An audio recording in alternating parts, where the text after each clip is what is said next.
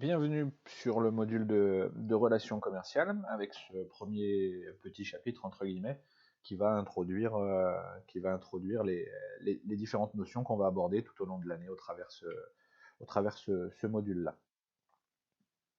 Donc, dans un premier temps, qu'est-ce que c'est que la vente? Donc, je vous propose une définition, il en existe plusieurs.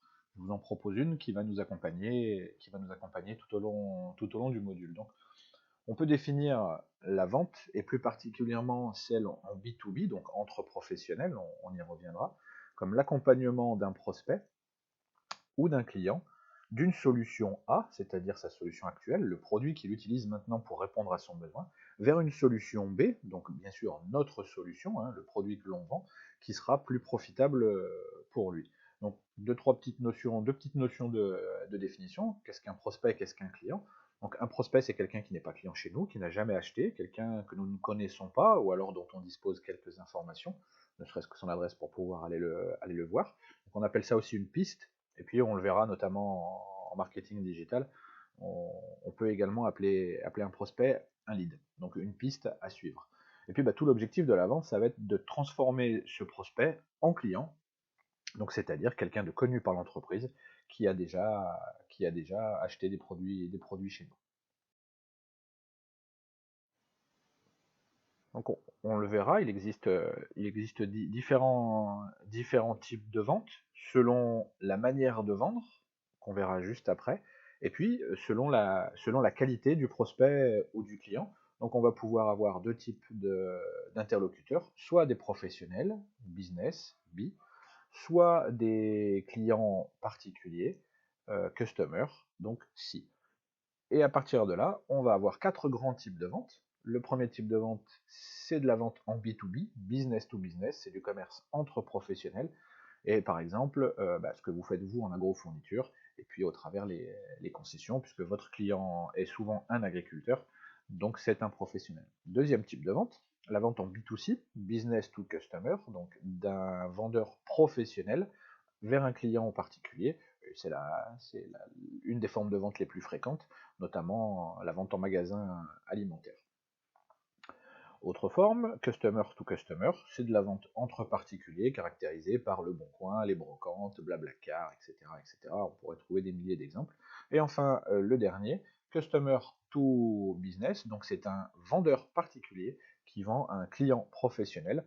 C'est quand votre concessionnaire reprend votre voiture, c'est quand vous apportez dans des boutiques comme Cash Converter vos vieux livres, vos DVD, pour qu'il vous les rachète et qu'il les remette à la vente.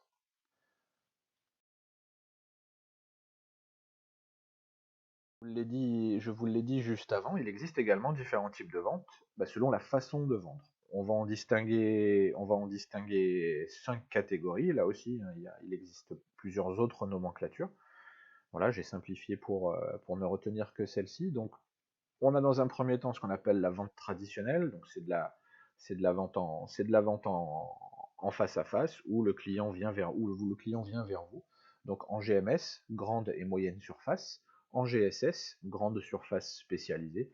Bref, c'est souvent de la vente en magasin. Deuxième type de vente, c'est peut-être ce que vous allez expérimenter également. Donc c'est la vente au porte-à-porte. Donc c'est également ce qu'on appelle de la prospection avec ou sans rendez-vous, où là c'est le commercial qui se déplace directement chez le client, qu'il soit particulier ou professionnel. On a également ce que vous connaissez déjà, je pense, la vente à distance, donc c'est tout ce qui est vente par internet, tout le e-commerce, la vente par catalogue, la vente par téléphone. Également des ventes ambulantes, donc c'est le point de vente qui se déplace. Donc dans certaines concessions, on a des camions magasins. C'est également la vente sur les marchés. Ça peut être également la vente en salon, de la vente temporaire. Et puis enfin, que j'aime bien, c'est la vente à l'accro. Donc où là, on va pas chez le client, mais on l'interpelle dans la rue ou on l'interpelle dans les couloirs d'un salon. Alors, je vous ai cité les zones touristiques. Si vous êtes allé à Paris, c'est tous les gars qui vous vendent des tours Eiffel et des arcs de triomphe sous le manteau. Ça peut être aussi de la vente de cigarettes, etc. Donc il faut savoir que la vente à l'accro pour ce qui est des zones touristiques, théoriquement, la vente à l'accro est prohibée, même si elle se fait. Donc voilà pour les différents types de ventes.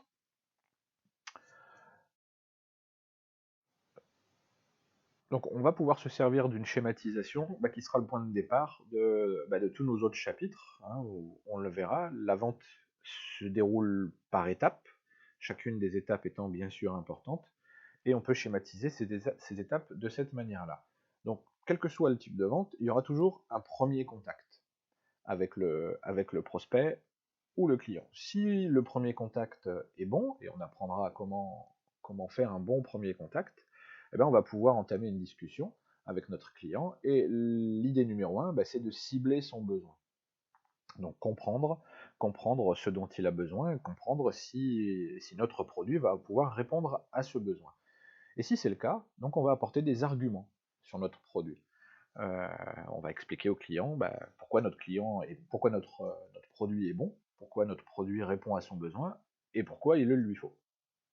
Une fois qu'on s'est mis d'accord sur cette notion-là, forcément, à un moment donné, on va devoir parler d'argent. Alors, la notion d'argument est très importante, puisque plus les arguments seront bons et plus les arguments seront forts, moins la notion d'argent sera importante.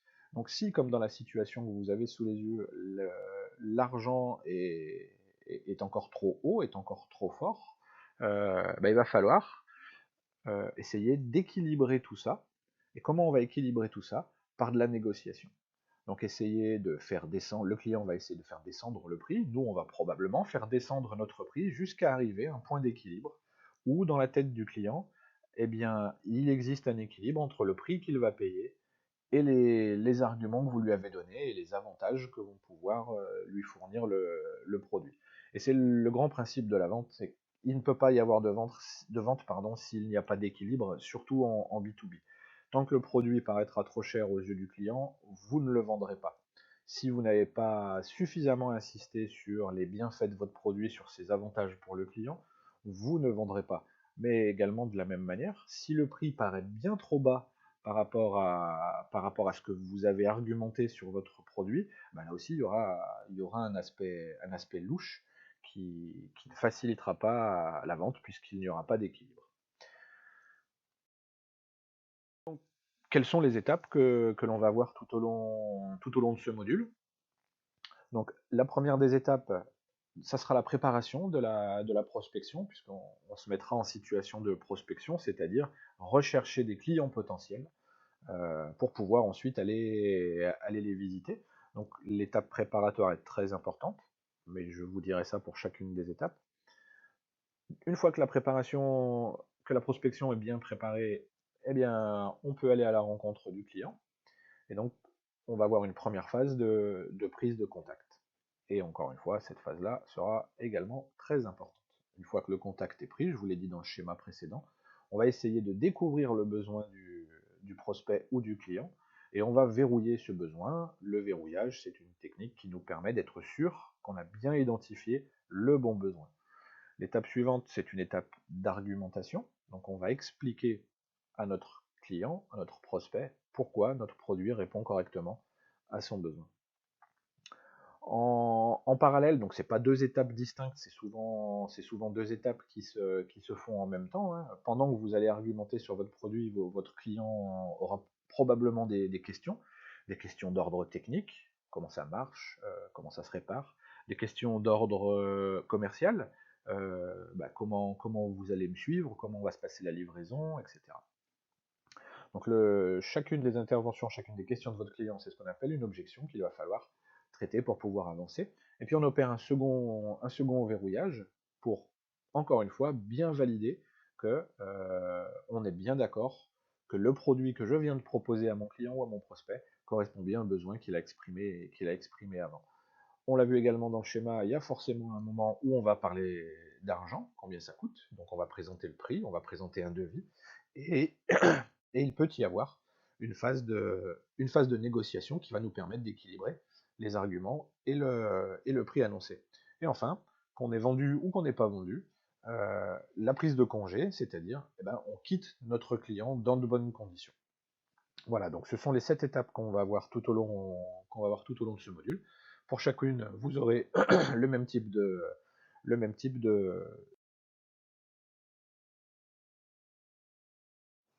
Ce petit chapitre d'introduction touche à sa fin, et je vous donne rendez-vous pour les autres vidéos qui vont retracer chacune des étapes de la vente.